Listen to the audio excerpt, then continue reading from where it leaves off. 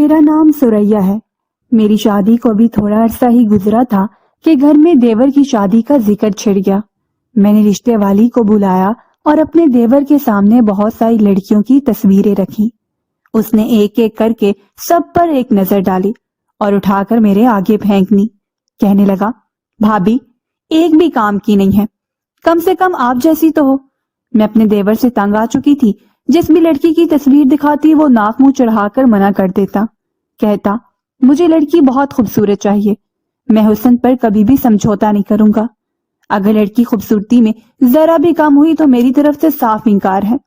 میرا جی تو چاہا کہ اسے اچھی خاصی سنا دوں, لیکن بہرحال میری مجبوری تھی, کیونکہ وہ ٹھیک ٹھاک کماتا تھا, اچھا خاصا دولت مند تھا, بلکہ ہم اسی کے گھر پر رہتے تھے اور اسی کا دیا ہوا کھا بھی رہتے. میرے شوہر کا اتنا زیادہ کام کاج نہیں تھا. دیور نے اسے بھی اپنی فیکٹری میں ملازمت پر رکھا تھا. میری پہلی کوشش تو یہی تھی کہ دیور کے لیے اپنی بہن کا ہی رشتہ کر لوں. اگر میری بہن میری دیورانی بن جاتی تو میرے بھی ٹھاٹ ہو جاتے, اور پھر وہ وہی کرتی جو میں اسے کہتی. لیکن دیور کا تو نخرہ ہی بہت تھا.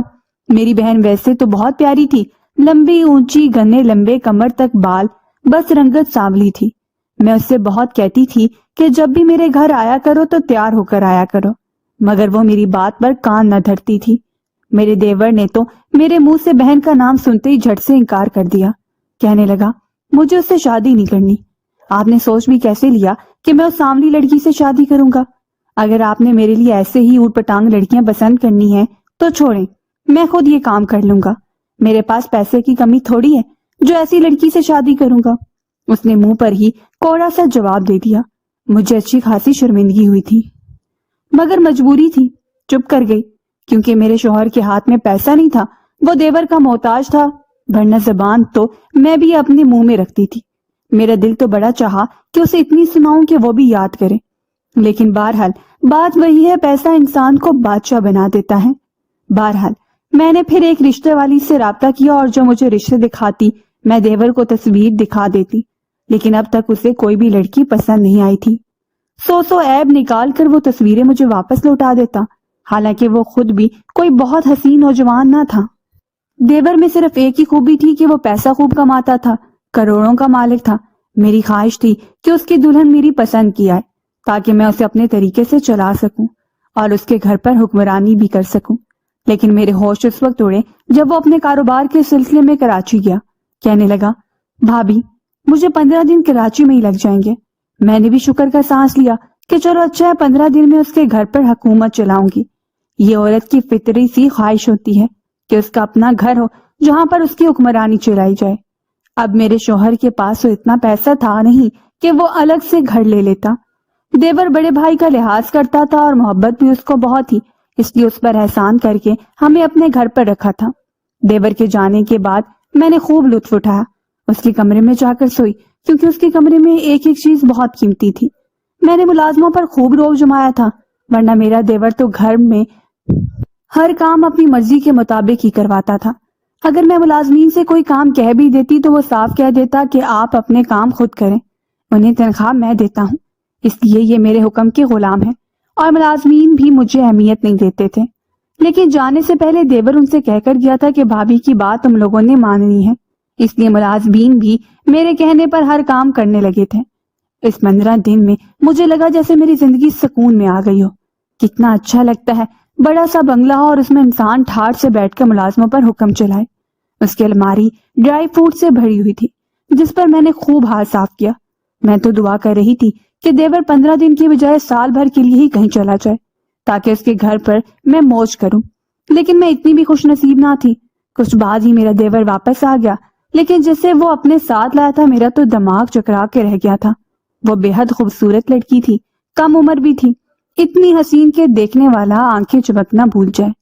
اس کی پلکیں اتنی لمبی تھی کہ میں نے آج تک کسی لڑکی کی ایسی پلکیں نہیں دیکھی تھی. کتنی دیر تو میں یہی سوچتی رہی کہ یہ اصلی ہے یا نکلی, مگر وہ سچ میں بہت خوبصورت تھی. میں نے دیور کی طرف دیکھا تو وہ بھی مسکرا رہا تھا. اس کا چہرہ بڑا چہک رہا تھا. میں نے کہا, یہ کون ہے؟ وہ کہنے لگا, یہ میری بیوی ہے, کراچی سے لایا ہوں. آپ نے میرے لیے خوبصورت لڑکی ڈھونڈ نہ سکی, سو میں نے خود ہی ڈھونڈ لی. یہ سننا تھا کہ میرا دماغ چکرانے لگا تھا. مجھے لگا کہ میں چکر کھا کے ہی گر جاؤں گی. میں یہاں کیا کیا سوچ کر بیٹھی تھی اور وہ گھر کی مہارانی اٹھا لایا تھا. ایسی بھی کیا جلدی تھی. میرا دل گھبرانے لگا. مجھے سب کچھ اپنے ہاتھوں سے نکلتا ہوا محسوس ہوا. مجھے اتنا صدمہ اور تکلیف ہوئی کہ میری آنکھوں سے آنسو بہنے لگے. لیکن دیور کے سامنے رو نہیں سکتی تھی. وہ مجھ سے سوال کرتا کہ کیوں رو رہی ہو، پھر یہ بھی کہتا کہ شاید میری شادی اور میری بیوی تم سے برداشت نہیں ہو رہی. اس لیے میں نے فٹافٹ سے آنسو پونچھے اور دیورانی کو گلے لگا دیا. میں نے کہا، مجھے بڑی خوشی ہوئی کہ تمہیں تمہارے مطلب کی بیوی مل گئی، لیکن دل میں تو نفرت بھر گئی تھی. میں یہ سوچ رہی تھی اگر یہ میری بہن کے لیے مان جاتا تو آج سب چیزوں پر میرا راج چلتا. میں نے دیورانی کو بجھے دل کے ساتھ اس کے کمرے میں بٹھایا، خود کمرے سے باہر آ گئی. میرا دیور تو کمرے میں جا چکا تھا. سب سو چکے تھے لیکن میری آنکھوں میں نیند ہی نہ آ رہی تھی. میرے اندر اب لاوا پک رہا تھا. مجھے ڈر تھا کہ کہیں دیور سب کچھ اس لڑکی کے نام نہ کر دے. میری دیور کی بہت سی زمینیں تھی جس کی مالیت 100 کروڑ تھی. اس کے گھر والوں نے تو شکر کیا ہوگا بیٹھے بیٹھائے بیٹی کروڑ پتی سے بیاہ دی. اب تو مجھے اور بھی بے چینی سے لاحق ہو گئی تھی. میں یہ سوچ رہی تھی کہ اگر دیورانی نے دیور سے یہ کہہ دیا کہ وہ مجھے اور میرے شوہر کو گھر سے نکال دے تو میں کیا کروں گی؟ میں کہاں جاؤں گی؟ میرے تو 2 چھوٹے چھوٹے بچے بھی تھے جن کا پورا خرچہ میرا دیور اٹھا رہا تھا. وہ بہت اچھے اسکول میں پڑھ رہے تھے. پوری رات میری اسی سوچوں کی نظر ہو چکی تھی. میں نے برابر میں لیٹے اپنے شوہر کو دیکھا تو بے خبر خراٹے مار رہا تھا. اسے کیا خبر تھی کہ اگر دیور نے گھر سے نکال دیا تو ہم کہاں جائیں گے. ویسے بھی وہ لاپرواہ قسم کا انسان تھا. اگر تھوڑا سا بھی چالاک ہوتا تو بہت کچھ دیور سے احتیاط سکتا تھا، لیکن نہیں. اس کے اندر تو نہ جانے کون سی ایمانداری اتری ہوئی تھی.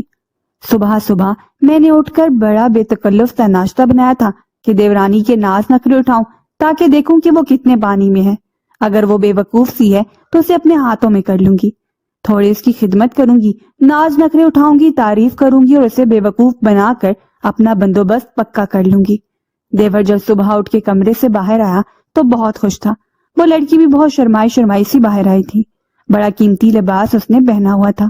اس کو دیکھ کر میرے دل سے ٹیس اٹھی تھی. میرے شوہر نے آج تک مجھے اتنا قیمتی لباس پہننے کو نہیں دیا تھا. میرے دل سے ایک آہ نکلی تھی. بہرحال وہ ٹیبل پر بیٹھ گئی. دیور ناشتے کا ٹیبل دیکھ کے بڑا خوش ہوا تھا. کہنے لگا، بھابھی آپ نے تو میرا دل ہی خوش کر دیا. یہ کہہ کر اس نے جیب سے بٹوا نکالا اور 5000 کا نوٹ مجھے پکڑا دیا. اس وقت مجھے اپنا آپ بالکل ایک ملازمہ کی طرح لگ رہا تھا. میرا شوہر کہنے لگا، دیکھا کتنا دیالو ہے میرا بھائی، تمہارے ذرا سے کام پر تمہیں فوراً سے 5000 دے دیا. میں تو کہتا ہوں اسی 5000 کا صدقہ اتارو اپنی دیورانی کا، جس کے توسط سے تم نے 5 منٹ میں 5000 مل گیا. وہ اب بھی آملیٹ اور پراٹھا اپنی پلیٹ میں ڈالتے ہوئے بولا.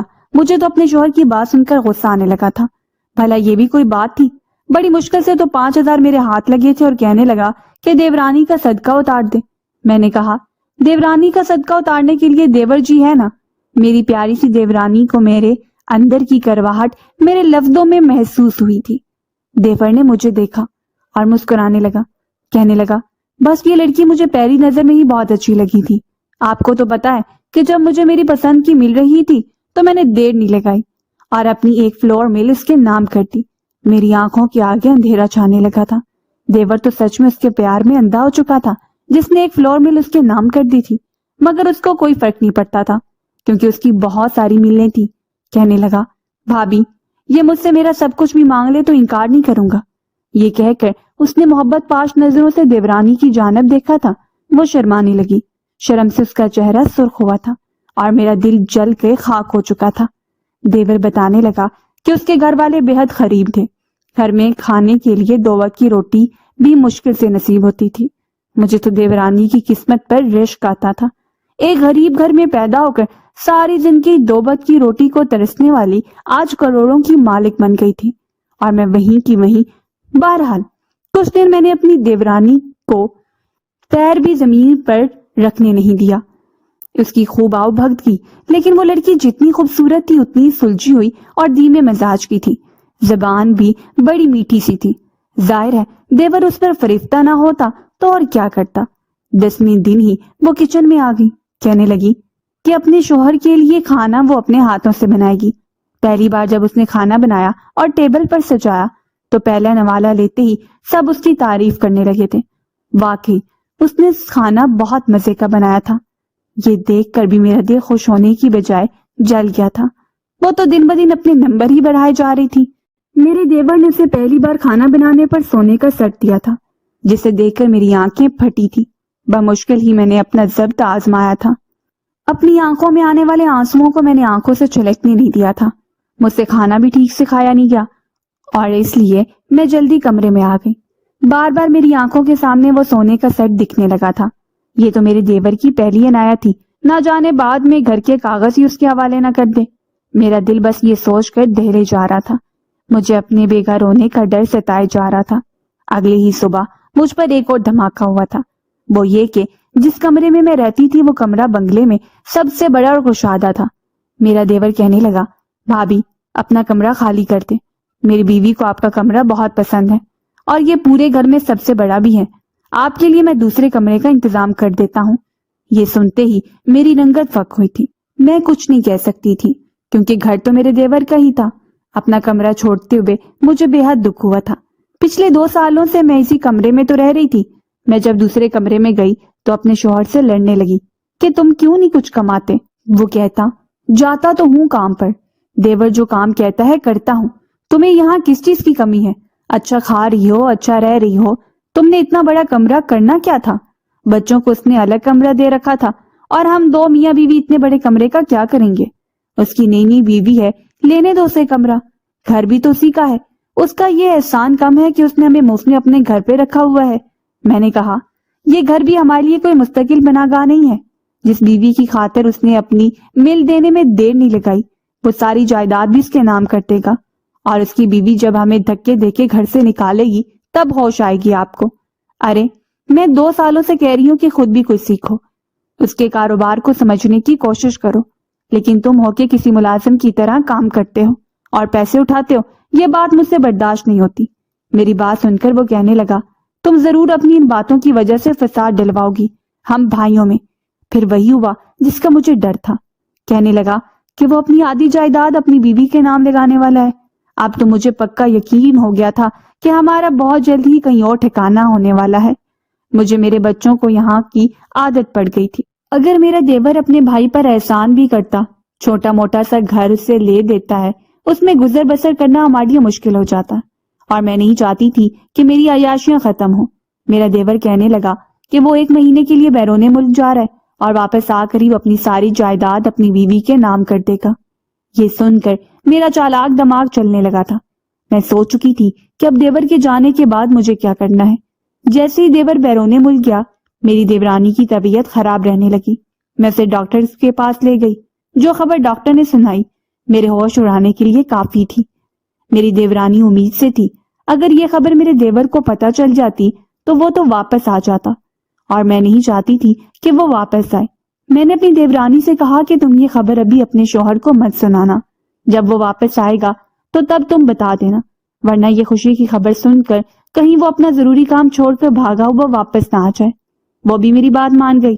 اب میں رات کو دیورانی کو روزانہ دودھ میں زہر ڈال کر دینے لگی اور کہنے لگی کہ یہ تمہارے اور تمہارے بچے کے لیے اچھا ہے، اس کو لازمی پیو، اور وہ دودھ میں اسے اپنے سامنے پلاتی تھی۔ جب سے میری دیورانی وہ دودھ پی رہی تھی اس کی طبیعت خراب رہنے لگی تھی۔ وہ ہر وقت نکاہٹ کا شکار رہتی تھی اور میں چاہتی تھی کہ جب تک دیور آئے اس سے پہلے دیورانی کا کام تمام ہو جائے۔ ایک دن دیورانی چیک اپ کے لیے گئی تو ڈاکٹر نے کہا کہ آپ کی دیورانی کے اندر زہر پھیل چکا ہے، اسے ٹریٹمنٹ کی ضرورت ہے۔